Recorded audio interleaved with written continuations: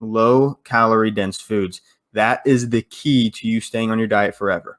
Instead of this being a diet, it's the way you eat. Low calorie dense foods, I believe, are the way to do that. So low calorie dense foods take longer to eat. I'm going to tell you exactly what these foods are in a second, but they take longer to eat. That is nice. The longer you are eating, the longer your meal lasts, the less likely you're going to go back for seconds or thirds or whatever. You are able to eat more for less calories. It's not just that you're able to eat more. It's not just that what you're eating has less. It's both. You're able to eat more and you consume less. That combination is a win-win. It is absolutely killer, which is why I titled this The Secret to a Killer Diet. I mean, it is amazing. It is the perfect way to diet low-calorie dense foods. Low-calorie dense foods, you're able to have your cravings, and that is what's so key. You can take something that you're really craving, adjust it, or lower the calorie density, which increases the volume. It tastes still pretty good, 80-90% of what you were expecting or what you would expect with the bad stuff, but it has way less calories. So you're able to stay on your diet, satisfy those cravings, and that is an awesome aspect of low-calorie dense foods when it comes to dieting. So what are these foods in general? And this is really cool. At the end, I'm going to give a breakdown, which is just going to be in a couple minutes here. I'm going to give a breakdown of, putting it all together and what that might look like in a meal.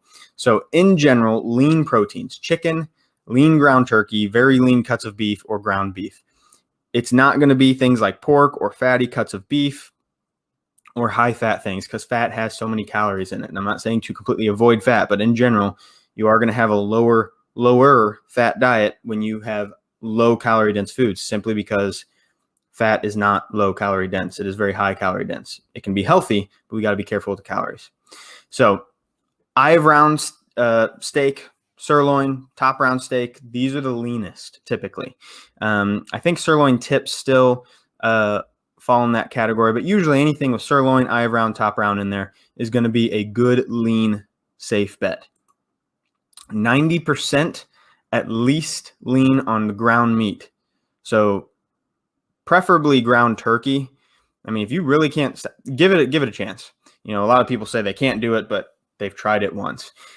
Really, I can't tell the difference anymore. I mean, I can tell the difference, but I don't mind the difference at all anymore. So typically get ground turkey. You're going to be able to find 93% ground turkey most places that I have found. Sometimes you can find 95, sometimes 99. That really starts to get lean, and that's fine. You can add a little bit of fat in other ways if you ever absolutely need to, which you're almost never going to need to. So give it a try. It is amazing having more volume of food for less calories, and that is the key to it. So if you can find 99%, do it. That's a great way of reducing your calories. Fruit. So the fruits that are going to be low calorie dense fruits, these are the best fruits. All fruits are good. Don't get me wrong. But the best: watermelon, strawberries, blackberries, peaches, grapefruit. These have the most volume. And I think my next point here, they're very high in fiber. They're very low calorie. And here we go. Can eat upwards of 1 to 1.5 pounds for 100 calories. That's these fruits right here, and a few more. But as the list goes on, it gets less volume, less weight for 100 calories. But can you imagine? I mean, I'm not saying to go out and eat a pound of watermelon, but can you imagine having 1.5 pounds? I'm pretty sure it's what it is of watermelon, and a 8-ounce sirloin. You're going to have a relatively low calorie meal. And you're probably going to have some type of, slow digesting carb with that. And that is a big meal. You might not even want the carb. And so at that point, you are, and that was just an example, a quick example. I don't know why you'd eat steak and watermelon. But strawberries, if you want a snack, eating a pound of strawberries, you are going to be satisfied. They taste delicious. Blackberries, super high in fiber. They're very filling. All of these are going to keep you full. They're going to satisfy some type of sweet tooth, some type of craving as well, especially if you blend these up or whatever, but they have so few calories and so much volume. Your stomach is stuffed, and that is a winning scenario. So continuing on here with low calorie dense foods. Again, in general, there's lean proteins, fruits. Now we're going to get into veggies, usually the least fun to talk about for people, but there is ways of making these amazing and adding them to foods. I'm not saying just to eat them as a side. So I want to first state that all veggies are best. I do not kind of fruit has a hierarchy. Fruit, all fruit is good, but there is fruit that is the best. In general, most vegetables are going to be the best. I don't care if something's a little higher in starch or whatever. Broccoli, you can't eat as much of it for as many, or you can't eat as much for the same amount of calories. Don't stress over that. If you can get in vegetables, don't stress that the 1, 2, 3, 4 vegetables you like aren't the best. They are all very good and are going to help you with your goals. So you can almost always eat at least a pound for 100 calories, usually 2 to 3 pounds. That's insane. I mean, you're not going to eat, a pound, 2 pounds of a vegetable, a pound of fruit, and all the food left in the meal, totaling you out to 400 calories or something. You're just not going to do that. And that is a winning formula. When you don't have the room in your stomach to eat your meal, good luck getting too many calories and gaining weight and struggling with your weight loss.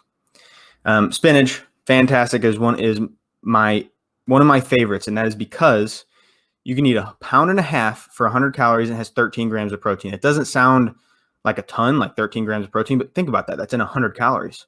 That is super protein dense, which means it's going to keep you full. You're getting, of course, all that nutrients, all that fiber. Spinach is the king in my book. It's not the best vegetable in terms of how much you can eat for few calories, but it is, because of the protein, it is, in my book, the number one vegetable if you can get enough of it.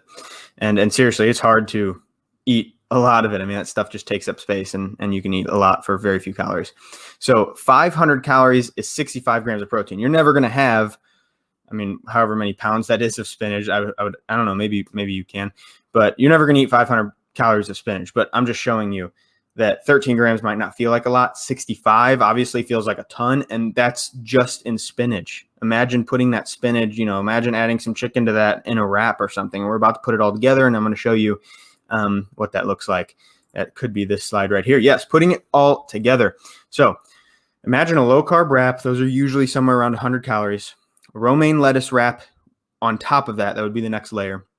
And then you use super lean ground turkey. 200 calories. I overestimated that. That's more like 150 calories.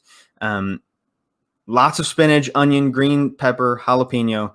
That's going to add up to 100 calories, maybe 150. So for 425-ish, you were going to have a monster wrap.